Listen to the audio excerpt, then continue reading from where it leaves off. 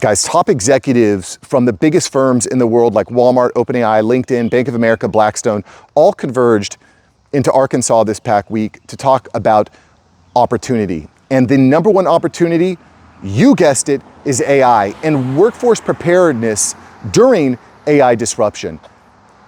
Guys, this is all we talk about on the channel, is how AI is impacting the workforce and how it's growing businesses and organizations. If you're into that, this is definitely the time to hit like and subscribe. I'm bringing you fresh videos 6 days a week. But at any rate, this technology is so transformative, and today we're going to talk about what the top executives are saying about this technology and how it's impacting their businesses and how they see this being infused into their workforce and who's going to get fired and who's going to get promoted. All really, really important topics, guys. And by the way, I know that you may disagree with AI. You might think it's all hype. You might think it's smoke and mirrors. You might think it's always an Indian. I see that a lot in the comments. And you might think that it's all going to crash and burn. And that's fine. That's fine. But at the very least, I want you to stick around and listen to what all these top executives are saying, because what they're saying and what their plans are pretty, I think, important to understand in this world. And at this time, it's a very important time in human history, guys. This technology is very, very profound. I'm seeing it transforming industries in many, many different ways. But enough about me. Let's hear what these guys have to say about this technology. And we'll start by saying, what are the core 3 messages? And by the way, if you stick around to the end, I'm going to get into some quotes. You're going to be shocked by what these guys are saying. So the core 3 messages. The first core message is that nearly every job will change in some way due to AI. And we have a quote here from the 311 Institute's CEO, Matthew Griffin. He says, AI is free intelligence that can augment what we do as humans. And guys, you hear me talk about this all the time. Having an AI chatbot is kind of like having a PhD in your pocket. I mean, you got to think critically. You got to put it through the filter of that God-given brain of yours. But regardless, it's just extremely profound. I actually recorded an entire video. I'll post a link to it here, about what a friend of mine is doing using AI in his auto mechanic chain of shops. He's a regional manager for a large chain of auto mechanics, and the way they're using AI is really, really interesting. And I know you guys like to say it's not a big deal. It doesn't say, guys, he's like booking click on the link. Click on the link. I think you'd be fascinated by what's happening in the auto mechanic industry. Core message number 2, workers who adopt AI will be more competitive, and those who resist risk falling behind. And again, Matthew Griffin says the danger isn't the automation, it's the hesitation. And I know a lot of people are scared of it. You're scared it's going to replace you. It's scared you don't understand it. It's too big. It's easier to Netflix and chill, which is nothing wrong with Netflixing and chilling. But guys, as men, we got to remain relevant, respected, financially free. We got to provide for our families. If we aren't learning and adapting and upskilling now, it's a dangerous time.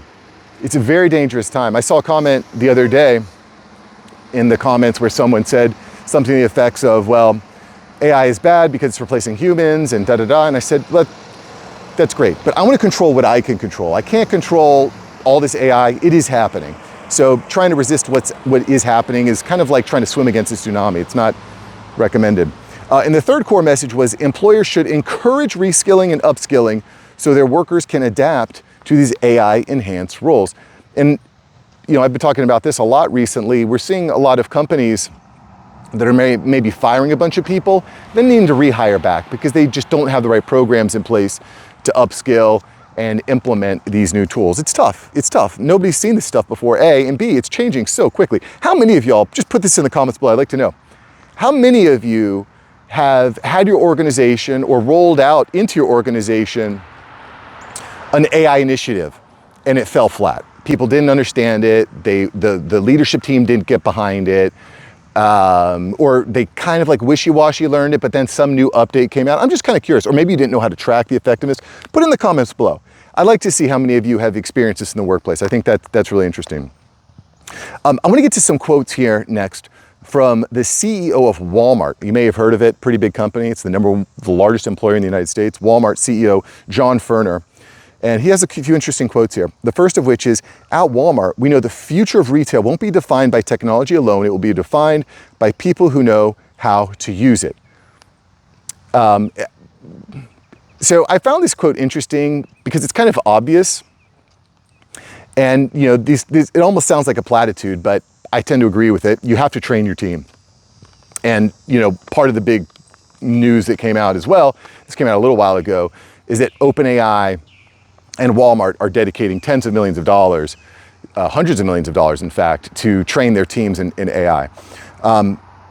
John Furner continues, he says, by bringing AI training directly to our associates, we're putting the most powerful technology of our time in their hands, giving them the skills to rewrite the playbook and shape the future of retail. I just want to highlight that one thing, the most powerful technology of our time. I couldn't have said it better myself. It's so important. And how does this roll out into the future of retail? It's robotics, it's robots. I'm gonna just shout out a few of my videos here. I recorded a video on how Amazon is using AI robots in their warehouses. There are now over 1 million robots in their warehouses. There are almost more robots in Amazon warehouses than humans at this point. Same thing is happening with Walmart, guys. AI price labels. Boom, another video that I covered. Companies are rolling out dynamic AI price labels that are changing all the time.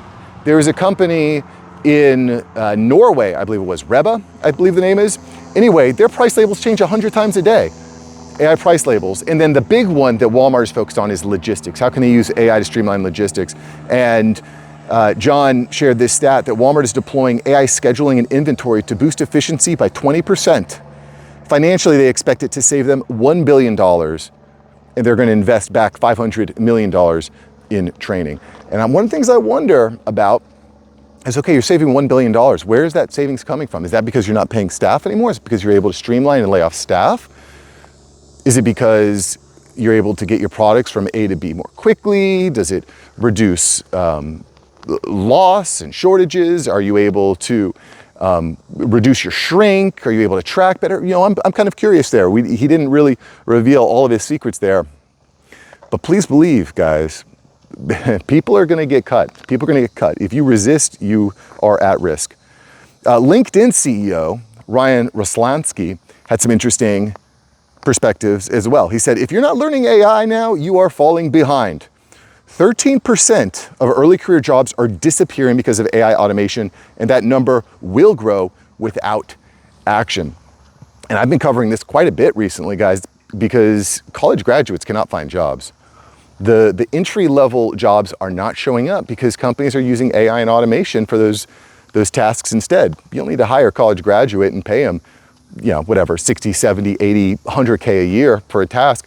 You can really just give the right AI tools to your existing staff, middle management, upper management, and they can handle it. The bottom rung of the career ladder has been completely removed, guys, and understanding how to use AI, understanding how to leverage relationships is really a crux of that.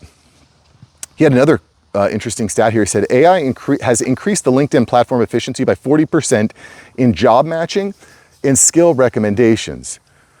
So they're using, essentially, as you can see, they're using AI and matchmaking and this is obviously not a big surprise. AI has completely transformed HR. LinkedIn users engaging with AI features see 15% faster job placements amid a 13% drop in early career opportunities in AI exposed fields like administrative support, customer service. 15% faster job placement. So it's understanding the technology, understanding how to engage with it is super vital. One of the things that I've become really fascinated with is AI agents and deploying agents to perform tasks. And admittedly, I don't do enough of this. Maybe I don't think outside the box enough, but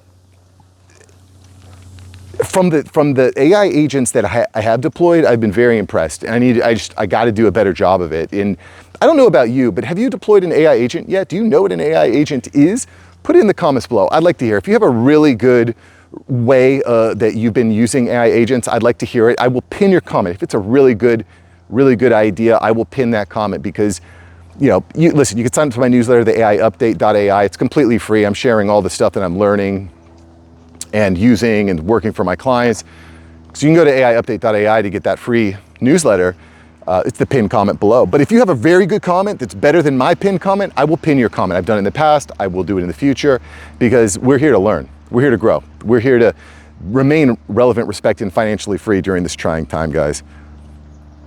I mean, and the big question I have here is, okay, OpenAI, Walmart, big organizations, they are committed, they are motivated, they are going to roll out these AI tools, these AI education.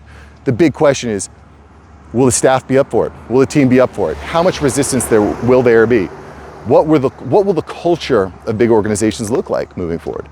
Is it going to be get on the train or get off? We shall see. Guys, if you liked today's video, thanks for liking and subscribing. I think you're really going to enjoy yesterday's video. I talk about how an absurdly large amount of people are using AI chatbots to make financial decisions and buy stocks for them. Check out the video. It's right here, and I'll see you over there. All right, peace.